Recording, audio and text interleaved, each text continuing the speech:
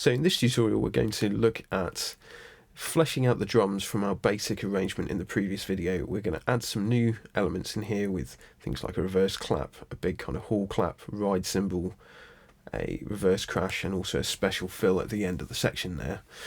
And we'll also look at some special kind of processing techniques in terms of inserts for each channel in the mixer, as well as some more kind of advanced bus processing as well. So you can see that the inserts have been bypassed for the moment, and we'll look at those in more detail later. In addition to the previous session, we've also added in some new fills into the percussion layer here at the end of every 8 and 16 bar phrase, and there's also been a slight deviation in the kick as well. There's a little kick fill with some panning automation there and at the end, although that automation's been taken out for the fill because of that special fill at the very end. But before we delve into that too deeply, let's just remind ourselves of what we've got so far.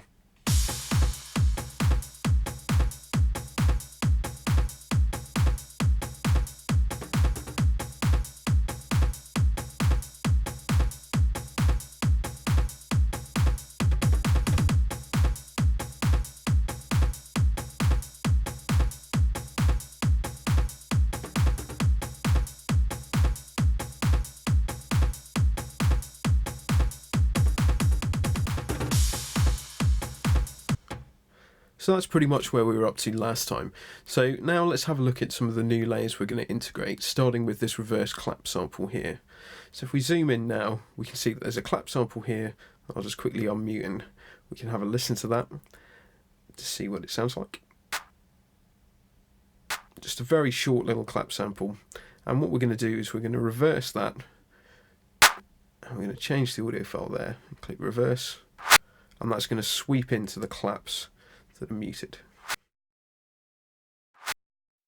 So that's going to swoop up nicely into our main clap sample here.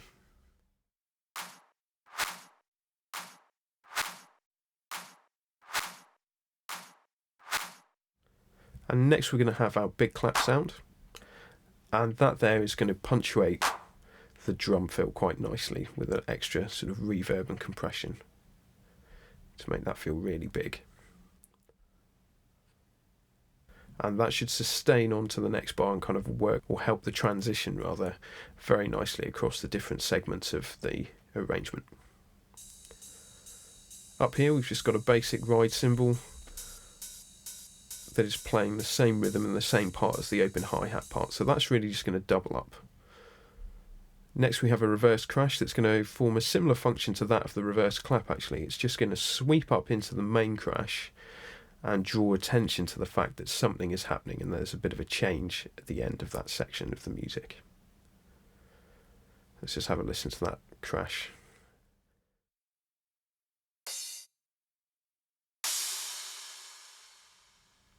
So that crash sample is quite a small one by comparison, quite short, and we're just going to reverse that so it swoops in to the next bigger crash. So let's have a listen to that.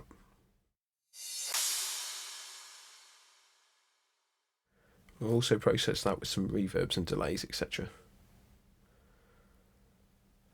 But now we can start to have a little look at the kick drum, and you can see that because the kick drum has been made in a similar fashion to the first tutorial kick drum, there's not really any need to add any more processing. It's already made of composite layers and already had compression and EQ, etc.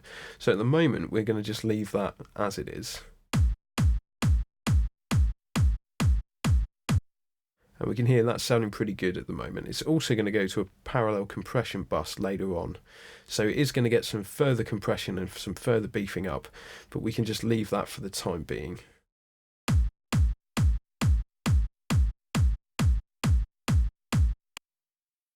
So that's sounding pretty good.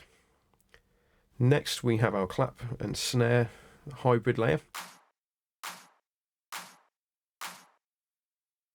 And this is going to have a little bit of processing. We're going to add a nice bright reverb to it to give it a sense of space and depth. And we're also going to put a noise gate and a compressor afterwards. So we're going to cut the tail of the reverb down significantly. Have a nice gated clap and snare effect like this. So you can hear the difference that makes to the tone and the depth of the snare and clap. But that reverb tail really washes out into the next hit each time. So we're going to employ this noise gate that is going to just simply turn off the channel once the threshold drops below a certain level. So with that employed afterwards, we can really tighten up the sound of that reverb, but really still take advantage of having a bigger, more ambient clap and snare layer. So let's have a little listen to that with the gate.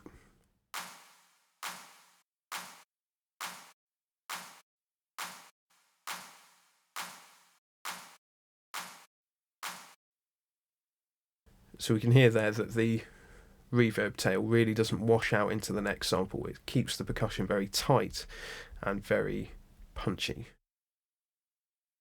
And we're also going to use some compression to bring up some of the reverb in that particular sample there. So by using the compressor after the noise gate, we're going to bring up the level of the reverb, but we're not going to bring up any of the tail.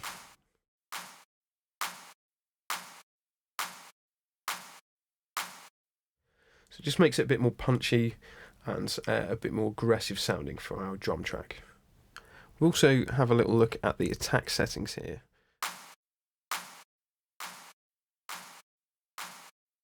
And you can see there, by changing the attack time, we can either let through some of that initial transient, so we still have a bit of bite and a bit of snap to it,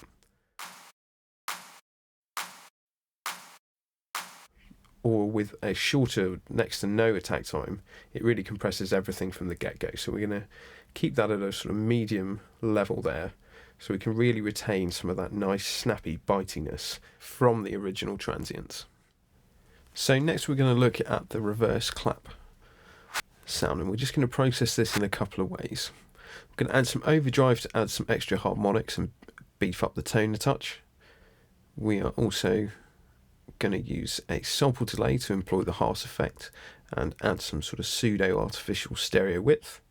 And then finally we're going to pitch shift the sample down a few semitones so that it doesn't feel as bright and sparkly as our main clap and snare layer.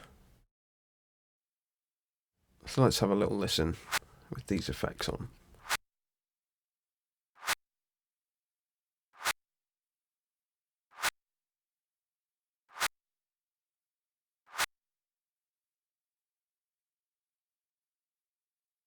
Here is with the sample delay on, and by offsetting a channel against one another, it will create a artificial stereo widening using the Haas effect.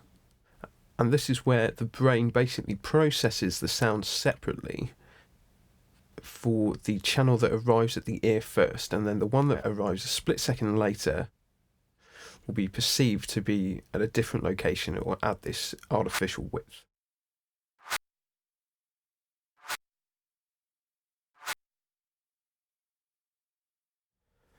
So whichever channel the sound arrives at first, so i.e. whichever has the shortest delay or no delay in most cases, it will make the sound feel like it is coming from that side. So offset the pan in that direction. So the sound now feels like it's coming from the right and arriving at the left slightly later with this strange sort of perception, sort of psychoacoustic phenomenon that is the Haas effect. It's a very good tool for widening a whole variety of stuff, but it gets used a lot on clap and snares to make things wider, but it can also be used on vocals as well as synth layers and stuff like that.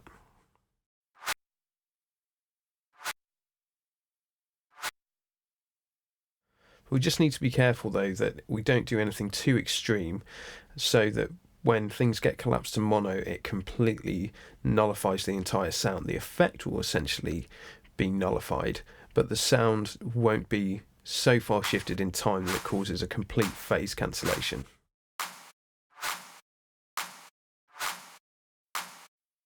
So we can hear that that still does work. We can still hear that reverse layer, even though it's nowhere near as effective in mono.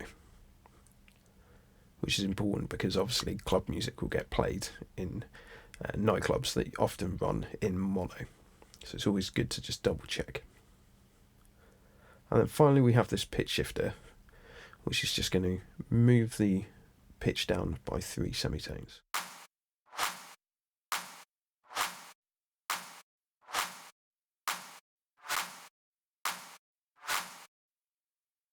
So you can see there, by changing the pitch and therefore sort of changing the tone, adds a lot of weight to the sound and makes it feel like a real big lift when the snare and clap backbeat layer kicks in.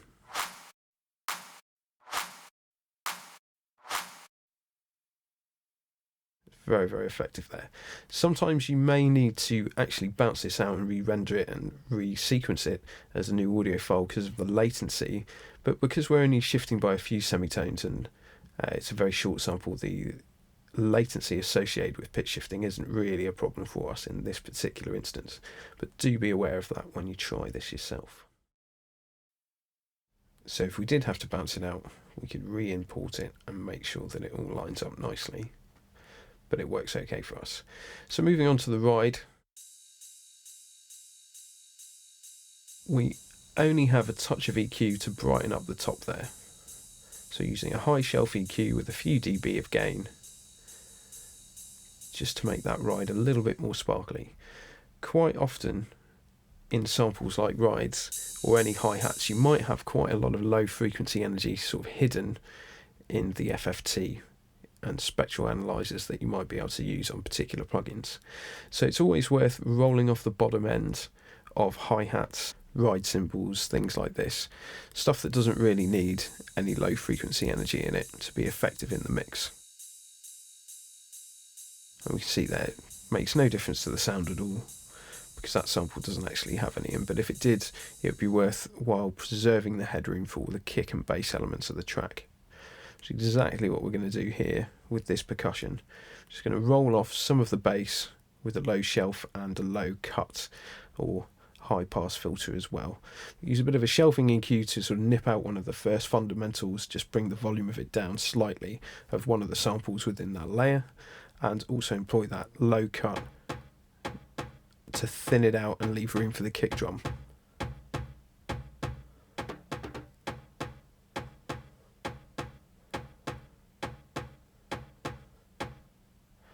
So you can see there, it doesn't really interfere with the sound too much, but it will leave a nice amount of room for that kick drum just to pull through there perfectly. And finally, we've got a little bit of automation on here with a high cut filter that just rolls off some of the top end as that fill plays. And that's automated in there, so that will automatically cut the highs as the fill progresses.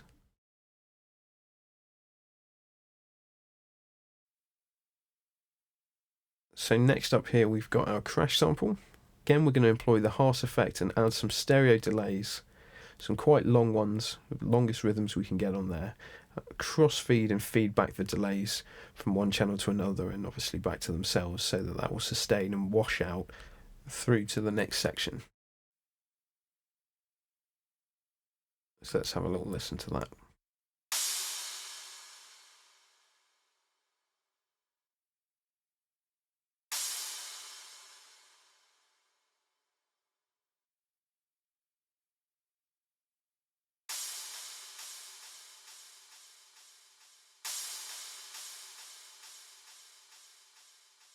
And we can hear there with that delay added in, it becomes really quite a powerful effect as part of our drum layer.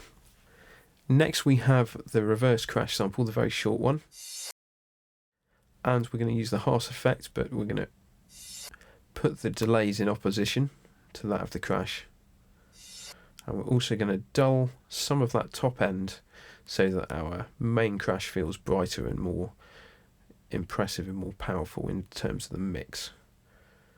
So we're just dulling that one a little bit, so again it doesn't feel like an anticlimax, in a similar way that we did the pitch shifting trick with the reverse clap. So let's have a little listen to those two.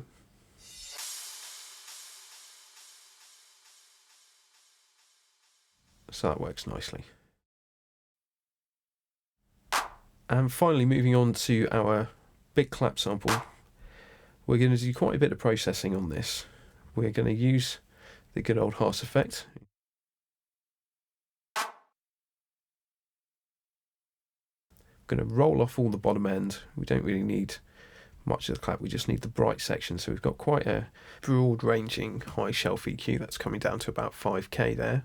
It's just going to really add some brightness to the clap sample. And that really just makes it brighter and a bit thinner. And we're going to overdrive that sample a little bit to add some more spectral content to that.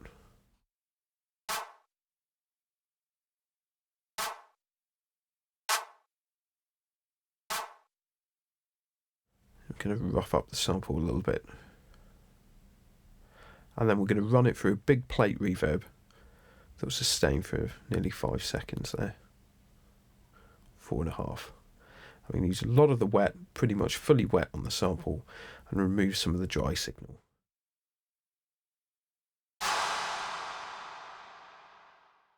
So as you can hear, that really washes out into the next section. But we lose some of that transient and some of the snap of the clap sample. It loses a bit of its kind of transient impact there. So what we're going to do is add a compressor on afterwards with a relatively medium to slow attack time, so that the initial transient gets pulled through and then the level of the reverb gets turned down. So we'll add back in, it will reshape that transient and make it a bit more snappy with that longer attack time than normal. And we'll leave a long release time as well. So that'll work really nicely to reduce the gain and make it more percussive again in nature. So let's have a little listen to that.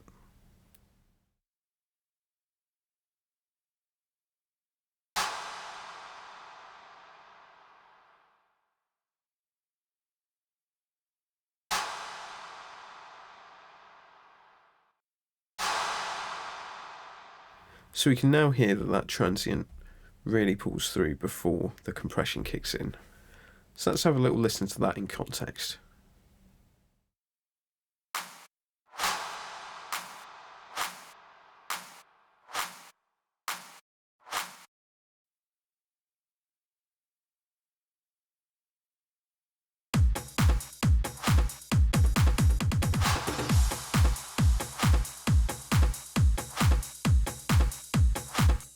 This time we'll have a little listen without the clap sample.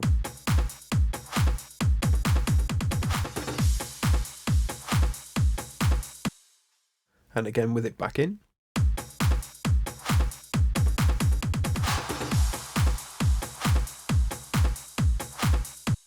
And you can hear there that the technique's very effective, and it really helps gel that transition between the new section, especially with the new ride coming in as well. So there we pretty much have it for our insert processing. We can hear now that the reverse clap is a little bit too loud at present, and we'll take care of that when we look at the bus processing in a moment. But let's just have a little listen to see how that is now. That is still a little bit too loud, and we will take care of that in the next tutorial. But let's just refresh our memory of what the drum mix sounds like as a whole before we move on to the next tutorial.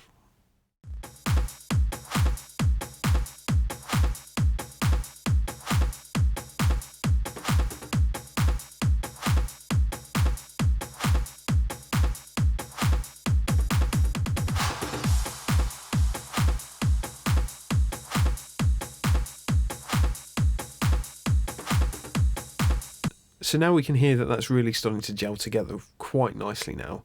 The drum track has been fleshed out with some of those new advanced and features like the reverse clap sounds and the reverse crashes, etc. The big hall clap is working really nicely.